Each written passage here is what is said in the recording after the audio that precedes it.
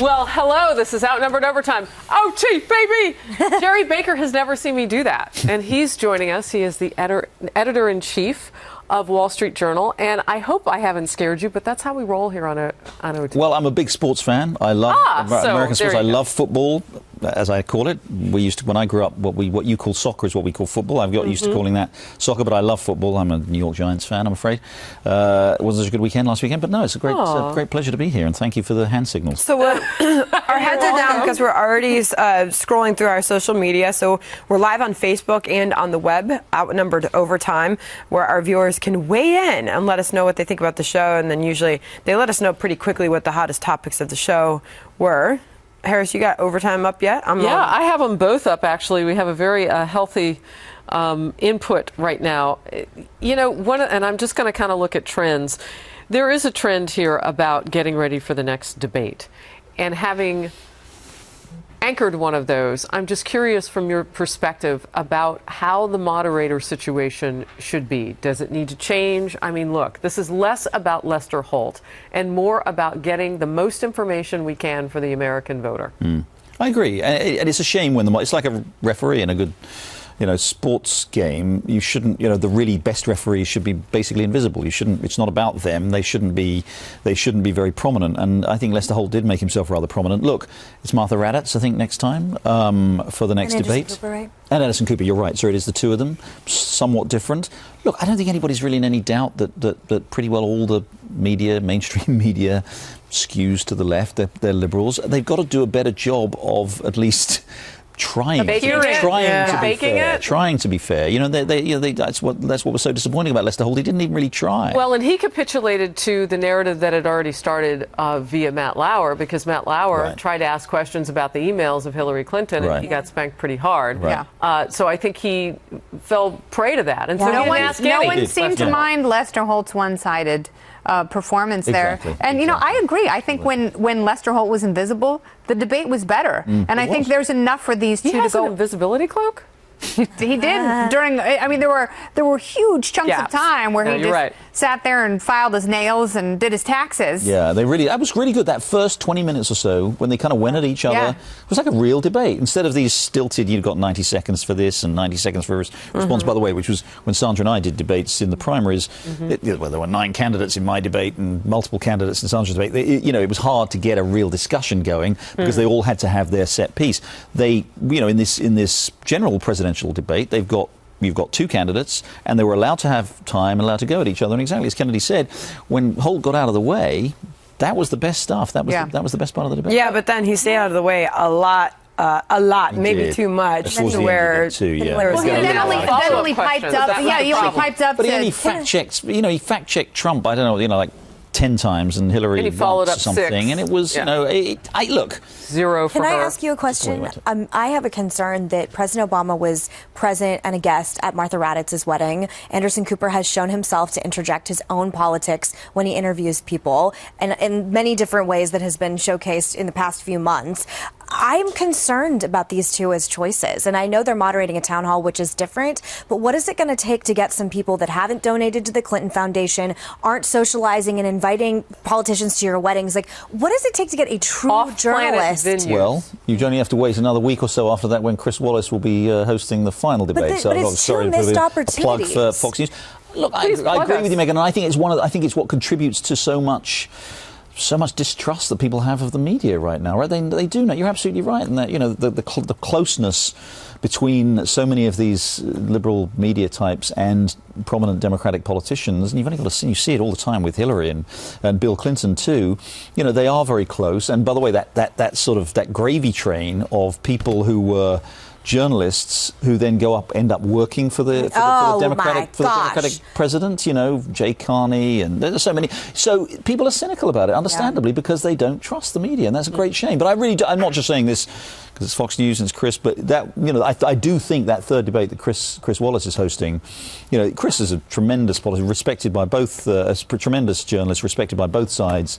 That should be a really good, substantive, and fair. But we get 1 out of 4. I get 1 out of 4. I have to say, though, in fairness, I've seen Anderson Cooper go after Hillary Clinton. I really haven't. He's pressed her on things in ways like he's got a confidence with her, and maybe it's because they have a personal relationship, but he's thumbed down on her a bit in ways that I have not seen other journalists do. And I think the whole Lester Holt thing was a reaction to Matt Lauer. I think Matt Lauer's whole thing was a reaction to Chuck Todd and Andrea Mitchell. Yeah, I really do. I mean, that capitulation to not even bring up the emails organically once as the moderator. She got in his head. Yeah. I know too much about Anderson Cooper and his politics, which he has showcased on television, and I just wish it was more like a Chris Wallace one, where I just don't know that much about your background. You haven't donated. You're not hanging out in the Hamptons with a bunch of hardcore liberals all the time. Well, that's why I suggested that Vinny should be off-planet.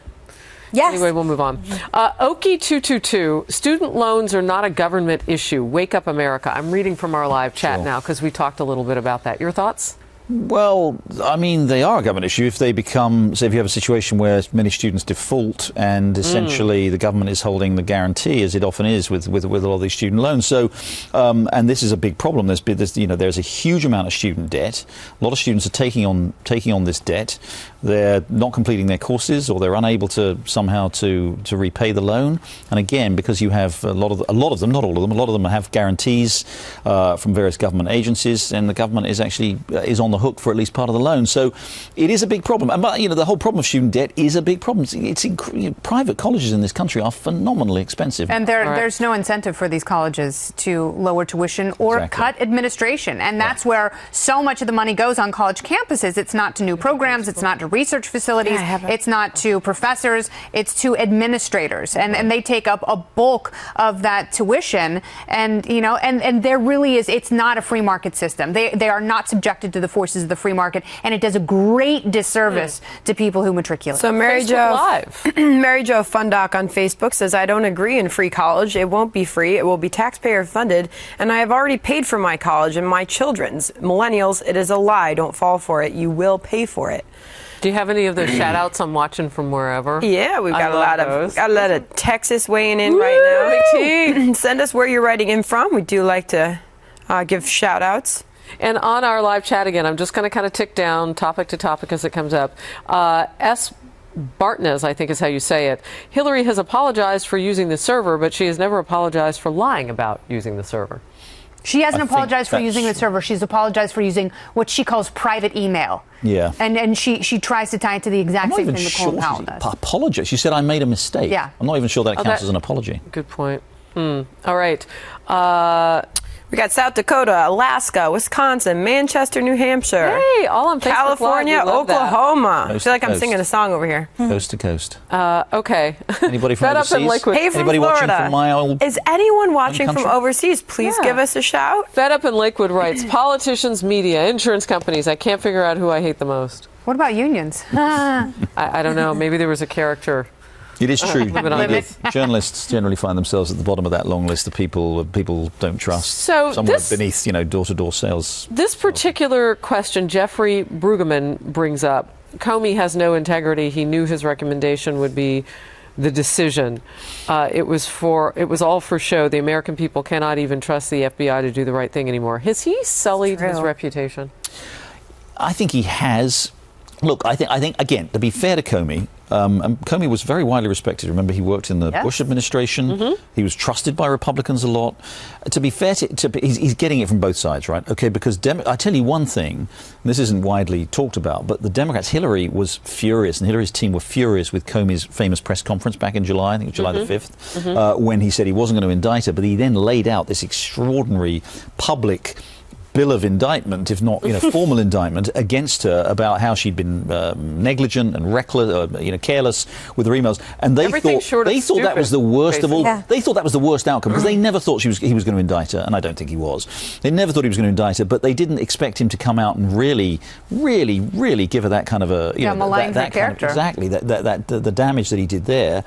Republicans on the other end think he should have indicted her. So you can't have it both ways. I mean, I think that's everyone's problem with this. It's that, like you said, he goes after, and I think it was like 20 minutes long, talking about basically every single reason why what she did was illegal. Doesn't indict her. But he couldn't find the evidence to indict her. But everyone associated with it gets immunity. Every single person attached to the Clinton Foundation, you get immunity. You're never going to have to. I want to get this one in real quickly because they actually, one viewpoint says, I want to ask one lucky guy a question. So this is specifically for you. What does the hashtag one lucky guy think about the October surprise coming up?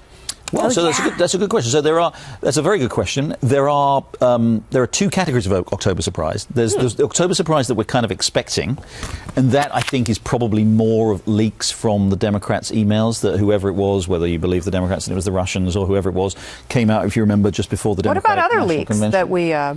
We could have other leaks, but we know. I mean, WikiLeaks have said they are definitely going to. So that's the one category. So that's one category, and then the other one is something we just don't know about completely. What happens? Something that either just campaign lands. could have in their pocket that they're going to expose when they feel the time is right. Yeah. By the way, after you asked that question, Scotland and Australia, we had viewers right in from. That's awesome. Facebook Live. We love that. Yeah, Jerry Baker, Wall Street Journal. Thank you so so much. much. Anytime. So good to have Thank you very much for having me. Thank you. We'll see everybody tomorrow. Thank you.